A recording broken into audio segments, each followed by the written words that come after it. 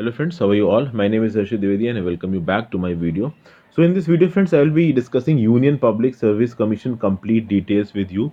All the composition, functions, appointment, removal of members of UPSC, what are the powers of UPSC, functions of UPSC, how it is composed friends. So all the things about UPSC, who is the recruiting central recruiting agency of the government of India, will be discussed by me friends in this video. It is an independent constitutional body, so all the details will be discussed. So this is presented by me friends. If you want to follow me, the link of the Instagram profile is given in the description box below. Also friends, this video is in English. If you want to watch the Hindi version of this video, that link is also given below. Now, first of all, the articles dealing with Union Public Service Commission are Article 315 to 323 in Part 14 of the Constitution of India, and they basically deal with the composition, appointment, removal of members, also the powers, functions, and independence of Union Public Service Commission. Now, friends, Union Public Service Commission, as I've already told you, is the central recruiting agency in India, and it is also independent constitutional office because its formation is its existence is being guaranteed by the Constitution of India. Okay. It consists of a chairman and it also has some other members. Now, the chairman of UPSC and the members of UPSC are appointed directly by the President of India. Okay, friends. Now, see how many members will be there in the UPSC. There is no fixed limit. The Constitution has not decided the limit, and its Constitution has left it to the discretion of the President to decide that how many members the UPSC will have. So it is said that UPSC has around 10 members, from 9 to 11 members, including the chairman of the UPSC. And there is no qualifications also for being appointed as a member or chairman of UPSC. The only thing that is mentioned is that around half of the members should have at least 10 years of work experience under government of India or any state government. Okay. Also, the service conditions, perks, privileges, salaries of the UPSC members and chairman is decided by the President of India. Now, if you talk about the tenure of the chairmen and members of the commission, so it is said that they will have a tenure of 6 years or until they attain the age of 65 years. Now, if their tenure of 6 years is not complete and they have attained the age of 65 years, then also they will retire. That is, 65 years is the above limit. Okay, friends. Also, friends, they can address their resignation if they want to resign from their post, and they will address their resignation to the President of India, and they can also be removed. Now, the removal procedure of the Union Public Service Commission members is a little bit difficult. Why it is difficult, friends? Because President can himself not remove discretionary any member or chairman of the UPSC.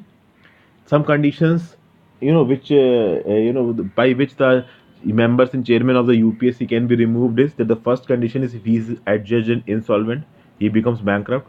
Second thing is that while during his term as a member or chairman, if he involves himself into any paid employment outside his office, for example, he comes on the board of directors of any company, friends, okay, for which he is getting a hefty salary, so in that case he may be removed from his present position because that will undue influence his job, because his job is should be very neutral. He is involved in the recruiting process of the most important posts of government of India.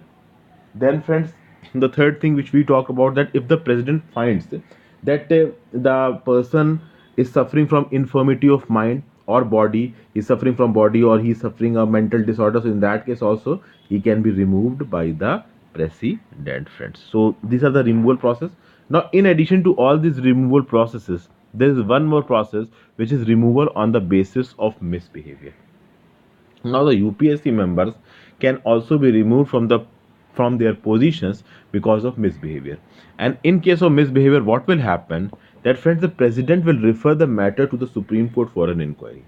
When I told you about Election Commission of India, friends, in that I told you the link of Election Commission, if I remember, I will give in the description box below. So in that I told you that for removing the Election Commission of India chairman, resolution for removal should have been passed with a special majority in both Lok Sabha and Rajya Sabha. But here in the case of UPSC members and chairmen, there is no resolution. What will happen? That the president will refer an inquiry to the Supreme Court. Now, then Supreme Court will do a detailed inquiry and we'll see whether the cause of removal is just or unjust. And if the Supreme Court finds that the cause of removal is just, then he will advise the president to remove the member of chairman. If the Supreme Court finds that the cost is unjust and the member should not be removed or chairman should not be removed, then obviously the chairman will not be removed. But if the Supreme Court finds that he should be removed, then he will advise the president to remove. Supreme Court will advise the president to remove the judge. And in case Supreme Court advises the president to remove the UPSC member, in that case president has to remove this UPSC member. That is, this advice will be binding on the president of India. Okay friends, ठीक है.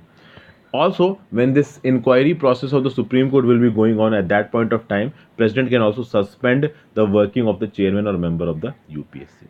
Now if we see that what does this misbehavior imply here. So basically misbehavior is something, friends, that if outside the duties of his office, if the UPSC members is getting involved in any contract or agreement of government of India or state government through which it is said that he can get any profit, or any of his associates or family members can get any profit, or his friends can get any profit, so in that case this will amount to misbehavior from his side. Now then we are going to talk about, friends, that how the independence of the UPSC member is maintained. Now obviously UPSC members work at very important posts, so their independence has to be maintained.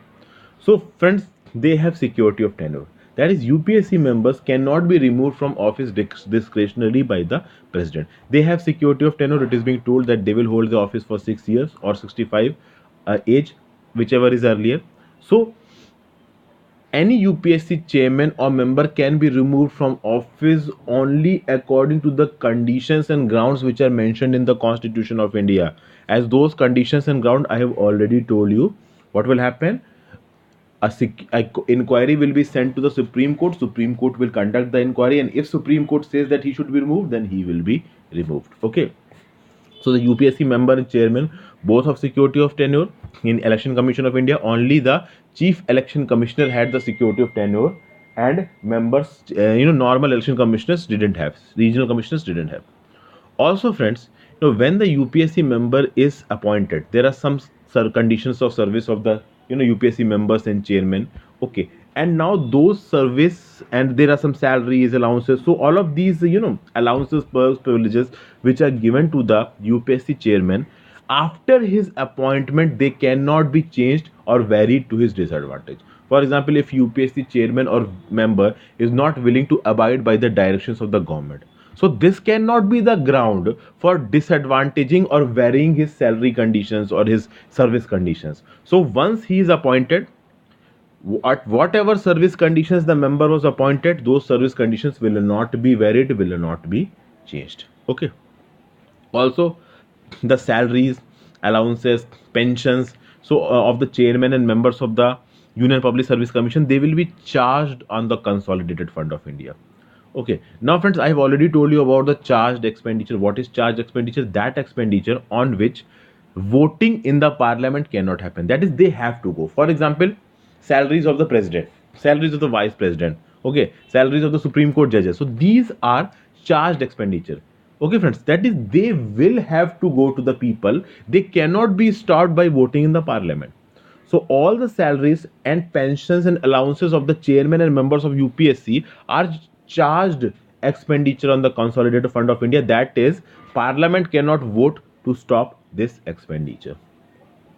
Okay friends, now there are 2-3 things, friends. Chairman of UPSC is debarred from holding any employment after his retirement. For example, if a chairman of UPSC retires, then after that he is not eligible for employment in Government of India in state. But actually something happened. What happened in 1979, friends, that A.R. Kidwai was the former chairman of UPSC. He was appointed as the governor of Bihar. So people went to the Supreme Court, and Supreme Court ruled that the post of governor is a constitutional office and not an employment under the central government or state government. So that is why appointment of A.R. Kidwai as the governor of Bihar was upheld. Okay, but this point is valid, that a retiring chairman of the Union Public Service Commission is not eligible for any further employment under the government of India or government of state. Okay. Now coming on to the member of UPSC. If a member of UPSC retires, friends, then he is not eligible for further employment except two posts. He is not eligible for any further employment under the government of India or under the government of state except two posts. One is the chairman of UPSC, second is the chairman of a state public service commission. For example, if a member of a UPSC retires, then after that he may become the chairman of UPSC and he may become the chairman of a state public service commission, but not any other employment. Okay, friends.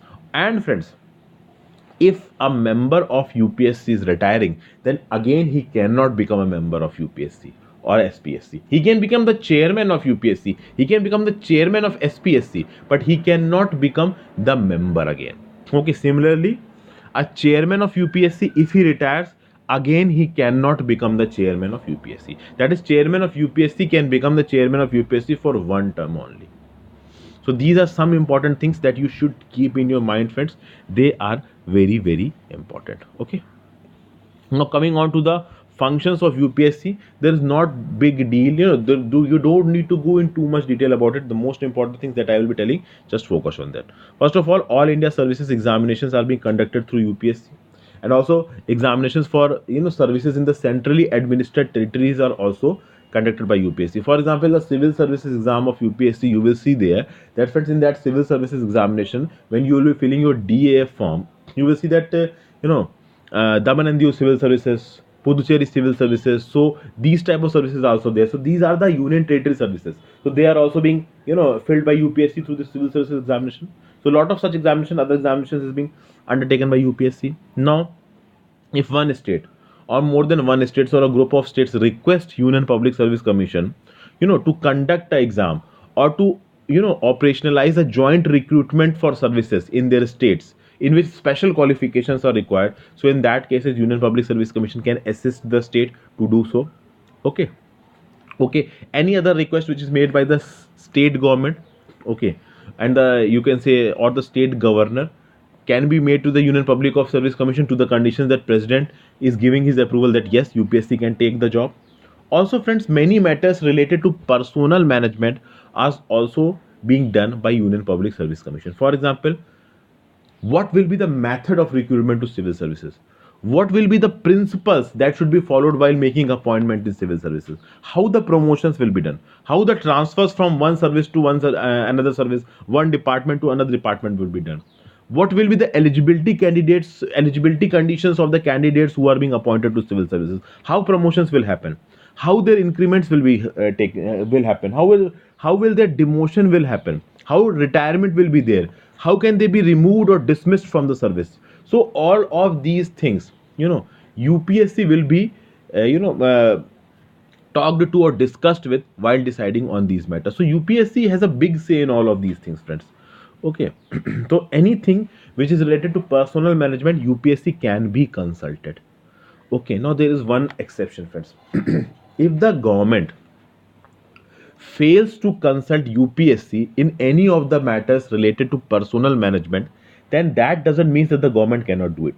Government can skip UPSC on any of the topics related to personnel management. For example, if government takes a steps with respect to personnel management and it doesn't consult UPSC, that does not mean that government is wrong. Government has his full rights to skip UPSC.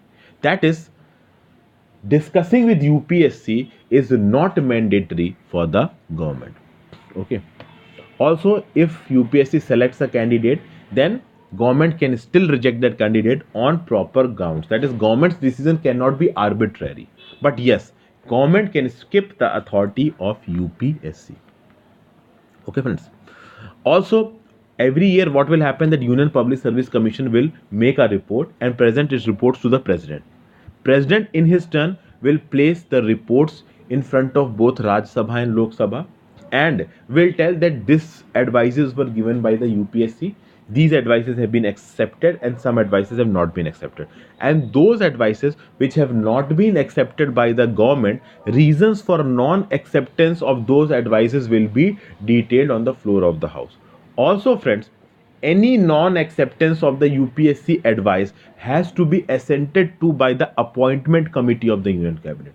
For example, if UPSC gives an advice, so the advice of UPSC cannot be rejected by any particular ministry or department.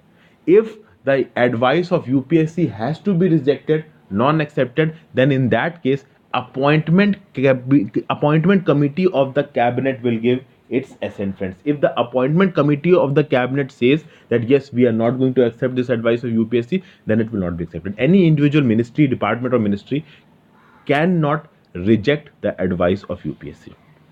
Now there are some limitations to the power of UPSC also. For example, friends, UPSC can make UPSC has no say in the reservation of things. The reservation is completely the domain of the government. Whatever government will say that I have given this much amount of reservation, just apply it. So UPSC is just going to apply it. UPSC himself cannot say anything that this should be done or this should not be done. Okay, friends. Okay, so these are some important things, friends. Or basically, this UPSC, it is a watchdog of merit system in India at the central level. All India services, central services, Group A, Group B services, promotion things, disciplinary matters, all of these things will be taken, friends. And there is one ministry and there is one department, I should say. This is Department of Personnel and Training. It comes under the Ministry of Personnel, Public Grievances and Pensions. So Department of Personnel and Training, it deals with classification of service, cadre management, pay and service condition. So in these things, classification of service, pay conditions, service conditions, cadre management, Department of Personnel and Training has an edge over UPSC because UPSC is only a central recruiting agency and Department of Personnel Training is a central personnel agency. So you can say that the power of Department of Personnel and Training is more than UPSC. Okay, friends. Also, whatever advices the UPSC will give are only advisory in nature. There is no compulsion on the government to accept them, friends. And in disciplinary matters, friends, now UPSC has a competition because Central Vigilance Commission was formed in 1964. So whenever a disciplinary action has to be taken against a civil servant, both Central Vigilance Commission and UPSC are being talked to. Okay, and problem happens that sometimes both of them give contradictory advice. So in that case, UPSC has his edge because UPSC is an independent constitutional office, whereas Central Vigilance Commission is an executive office. So I hope this thing was clear to you, friends. All the important things about UPSC I've discussed. In the next video, I will be discussing the State Public Service Commission and Joint Public Service Commission. Thank you for watching this video, friends. If it was helpful to you, kindly like this video, subscribe to my channel, and share this video more and more with your friends. Even if you don't like this video for whatever reasons, kindly tell me through the comment section below why you didn't like it, friends. So thank you, friends. Have a great day. Goodbye and take care.